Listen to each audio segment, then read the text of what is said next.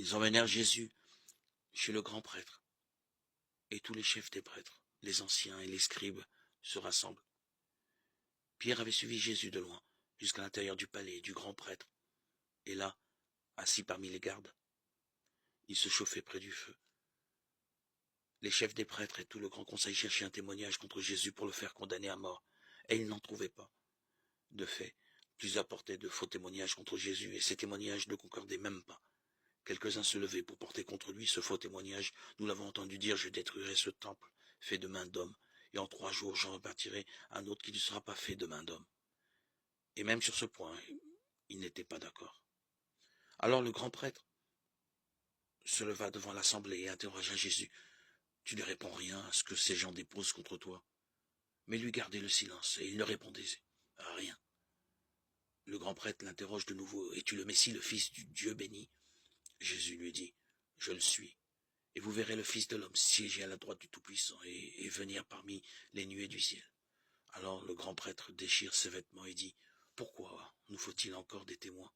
Vous avez entendu le blasphème. Quel est votre avis? Tous prononcèrent qu'il méritait la mort.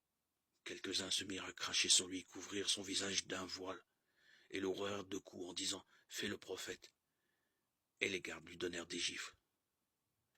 Comme Pierre était en bas dans la cour, arrive une servante du grand prêtre. Elle le voit qui se chauffe le dévisage et lui dit « Toi aussi tu étais avec Jésus de Nazareth ». Pierre le nia. « Je ne sais pas, je ne comprends pas ce que tu veux dire ». Puis il sortit dans le vestibule. La servante l'ayant vu recommença à dire à ceux qui se trouvaient là « Et voilà un qui est des leurs ». De nouveau Pierre le niait. Un moment après, ceux qui étaient là lui disaient « Sûrement tu en es.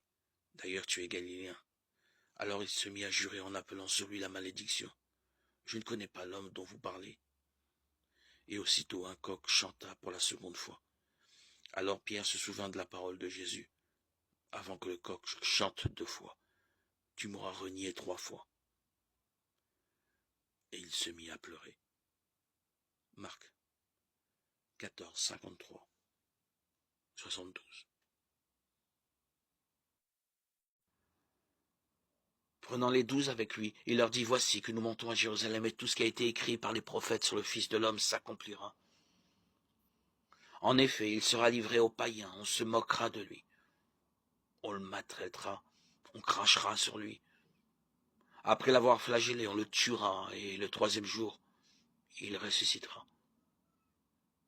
Mais eux n'y comprirent rien. Le sens de cette parole leur restait caché. Et ils ne voyaient pas de quoi Jésus parlait. Luc 18, 31-34.